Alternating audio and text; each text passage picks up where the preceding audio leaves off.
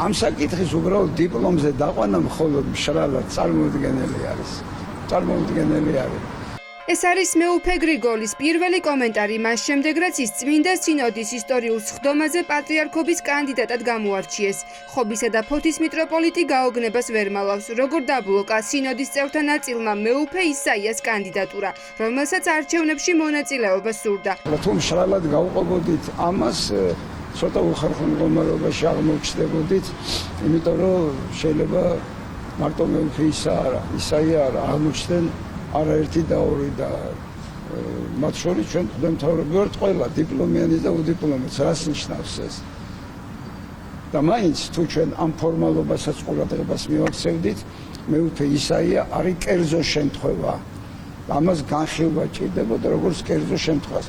დამთავრდა. ვფიქრობ, ამაზე ჩვენ უნდა დავხუროთ ახლა, იმიტომ რომ არის ის რაც არის, გადაწყვეტილება მიღებული.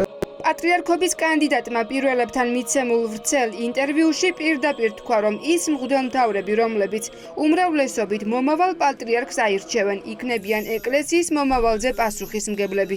ამიტომ დიდ საეკლესიო კრებამდე წმინდა სინოდის წევრებს მოსაფიქრებლად დრო ჯერ კიდევ აქვთ. მეუფე გრიგოლი პასუხობს კითხვას, ერევა თუ არა ხელისუფლება პატრიარქის არჩევნებში. თავის გულში ვის რა უნდა, ეს ერთია, მაგრამ არჩევანს აკეთებენ მღვდელმთავრები. და ბუნებრივია, რომ როგორც ისინი გადაწყვეტენ, ისეც იქნება.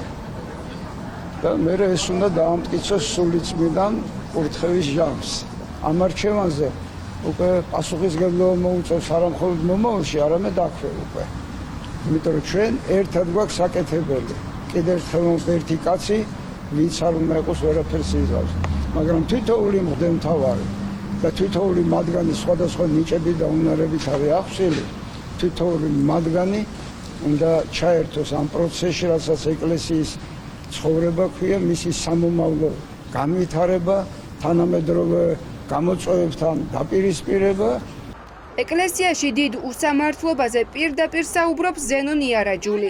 მთავარეპისკოპოსი წერს, რომ თუ გადაწყვეტილებები მიიღება გავლენით და ძალმომრეობით, ეკლესია როგორც ინსტიტუცია შედის რღვევის პროცესში. მეუფე ზენონი ამ განცხადებით ადასტურებს, რომ წმინდა სინოდის ბოლო სხდომაზე გადაწყვეტილებები ერთპიროვნულად მიიღებოდა. როცა გზა ეთმობა ძალმომრეობას, ეკლესია კარგავს არა მხოლოდ წესრიგს, არამედ საკუთარ არსს და იდენტობასაც. ასეთ დროს ზიანდება ადამიანი, ქრება ნდობა, იშლება შინაგანი წყობა და ინსტიტუცია შედის რღვევის პროცესში. რადგან იქ, სადაც სამართლიანობა აღარ არის საფუძველი, იდენტობა აღარ არის ყოფნა, არამედ იგი ცარიელ გარსად ქცეული და საკუთარ არსს მოცილებული ფორმაა, რომლის არსებობა დაცლილია შინაარსისა და სიცოცხლისგან და მხოლოდ გარეგნული ხილვადობაა შემორჩენილი. იქ, სადაც სამართლიანობის ფესვი ხმება, იდენტობა აღარ ყვავის. იქ სიცოცხლის ნაცვლად არსად ცლილი არსებობის კვალი რჩება. ბევრ მღვდელმთავარს გვაქვს რეზიდენციაში შეშა. ამ კითხვით დმანისისა და აგარაკ-ტაშირის მთავარეპისკოპოსმა სოციალურ ქსელში ნიქოზისა და ცხინვალის ეპარქიის მიტროპოლიტ ისაიასთან ერთად გადაღებული ფოტოები გამოაქვეყნა. ამით ზენონმა ისაიას სოლიდარობა გამოუცხადა. საარჩევნო კამპანიისას უსამართლობასა და ცილისწამებაზე ამბიონიდან დღეს მეუფე გრიგოლმაც ისაუბრა.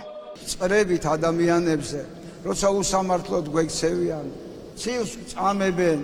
დღესაც მსგავს რაღაცებს ხედავ ჩვენ ამ უწმიდესი კამპანიის დროს, როცა უწმიდესი და უნეტარესი უნდა იქნას არჩეული საქართველოს ეკლესიის მეთაური და მსგავსი რამ აქაც ხდება ჩვენ.